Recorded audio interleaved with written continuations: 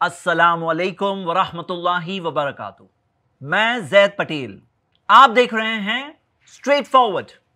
Wasim Rizvi UP Waqf board के ex chairman ने एक पीआईएल दाखिल किया सुप्रीम कोर्ट में, यह डिमांड करते हुए कि कुरान की 26 आयतें कुरान से निकाल दी जाए क्योंकि ये आयतें आतंकवाद सिखाती है।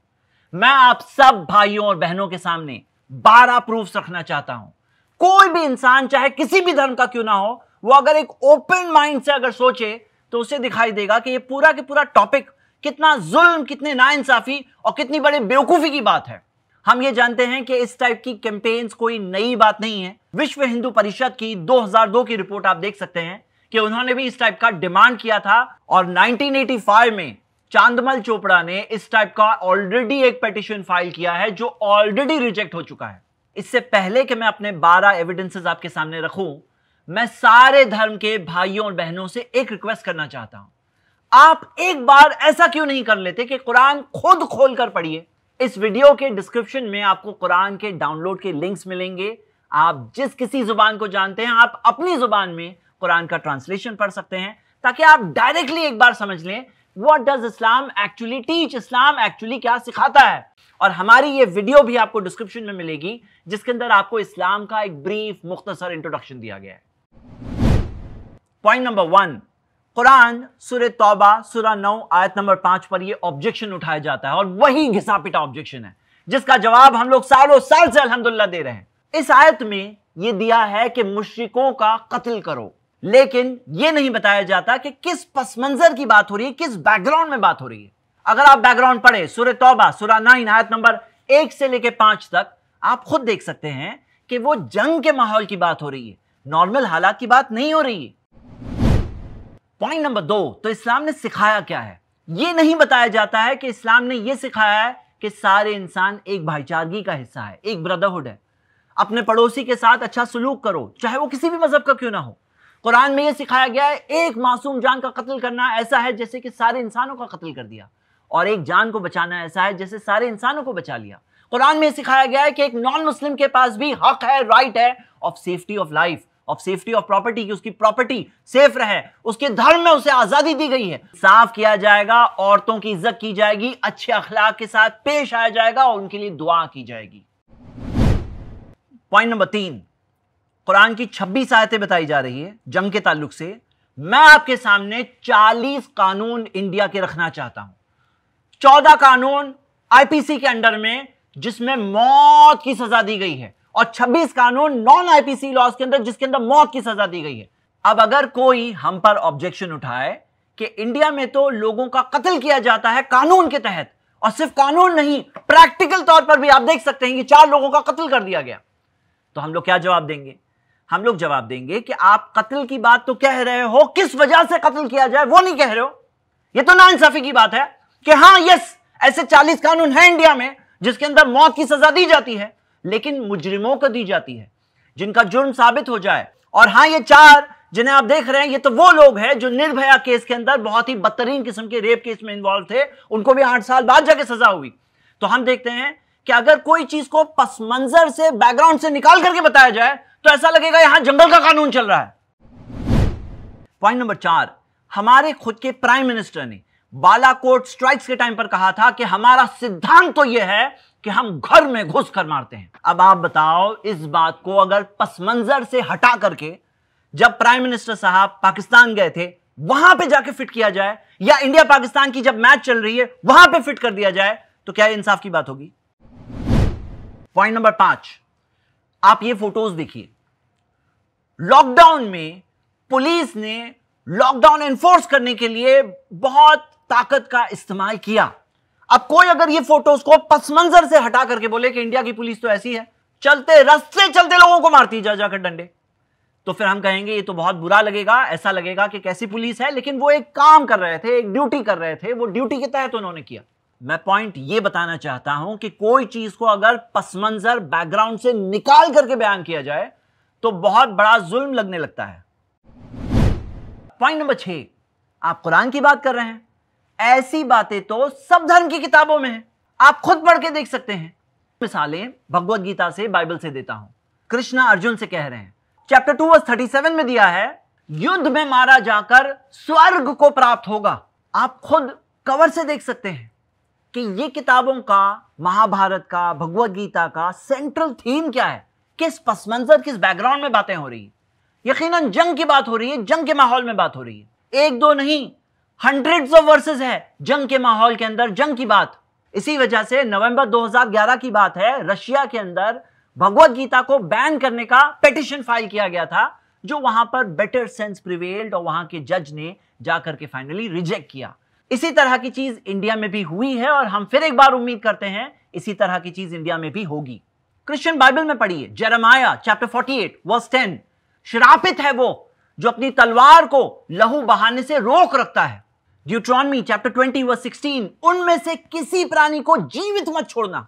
एक दो नहीं, ऐसे कई सारे वर्सेस है क्रिश्चियन बाइबल में, और ये वर्सेस ने क्रूसेडर्स को इंस्पायर भी किया था कि उन्होंने इस तरह से जाकर जो खून खराबा और कत्लेआम किया, जिसकी वजह से हम देखते हैं 2004 में जाकर पोप जॉन पॉल II ने माफी तक मांगी थी।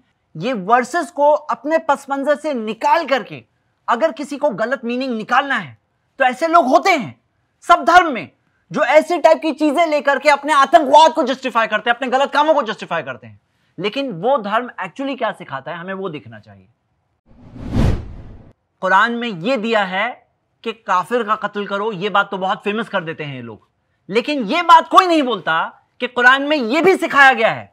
सूरह हुजुरात की आयत है, सूरा नंबर 49 आयत नंबर 9, कि अगर मुस्लिम्स के दो गिरोह में अगर झगड़ा हो जाए तो उनमें सुलह कराओ, और अगर उनमें से एक दूसरे पर ज्यादती कर रहा है, जुल्म कर रहा है, तो तुम सब के सब उस ज्यादती करने वाले गिरोह के साथ किताल करो, जंग करो, लड़ो।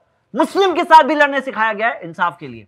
बल्कि कुरान में यह भी सिखाया गया है, ए ईमान वालों खड़े हो जाओ इंसाफ के लिए गवाह बनकर, चाहे खुद के खिलाफ क्यों ना हो, चाहे अपने माँ बाप के खिलाफ क्यों ना हो, चाहे अपने रिश्तेदारों के खिलाफ क्यों ना हो, चाहे अमीर के खिलाफ क्यों ना हो, और चाहे गरीब के खिलाफ क्यों ना हो, क्योंकि अल्लाह सबकी मदद कर सकता है।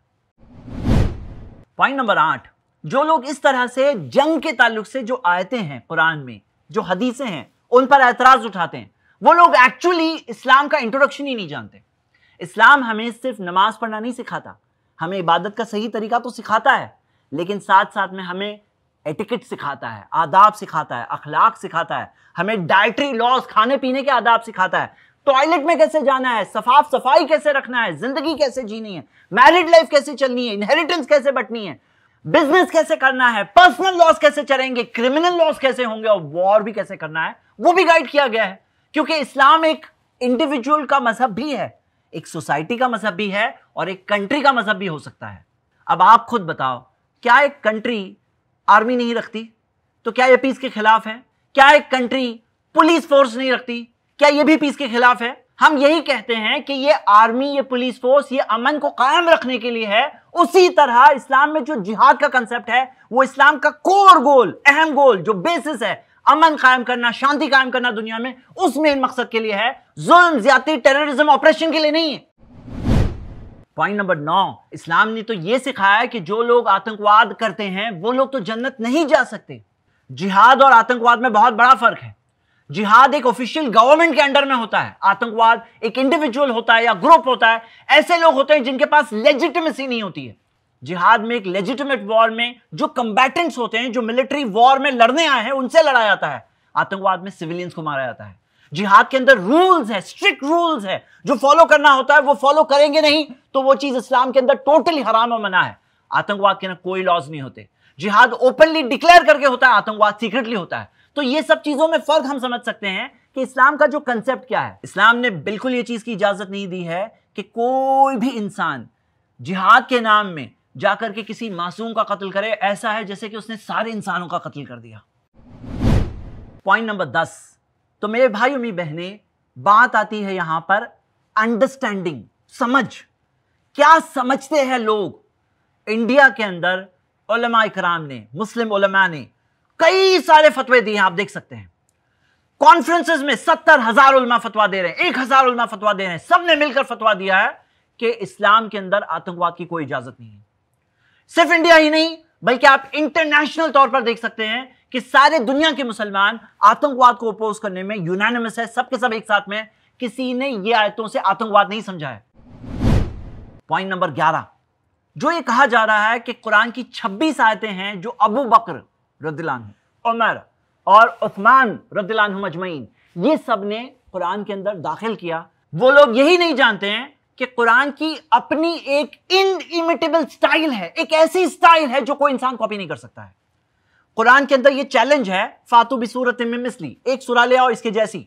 और इस चैलेंज को तारीख गवाह है, पूरी इंसानी हिस्ट्री में 1400 साल गुजर गए, कोई एक ऐसी सूरा, एक ऐसा चैप्टर नहीं लाया गया है जो कुरान के चैप्टर्स को मीट करे। देखिए कुरान अरबिक में है, जाहिर सी बात है ये बात समझने के लिए जो अरबिक जानते हैं वही समझ सकते हैं, और अरबिक जानने वाले मुस्लिम्स और नॉन मुस्लिम्स दोनों मौजूद हैं दुनिया में।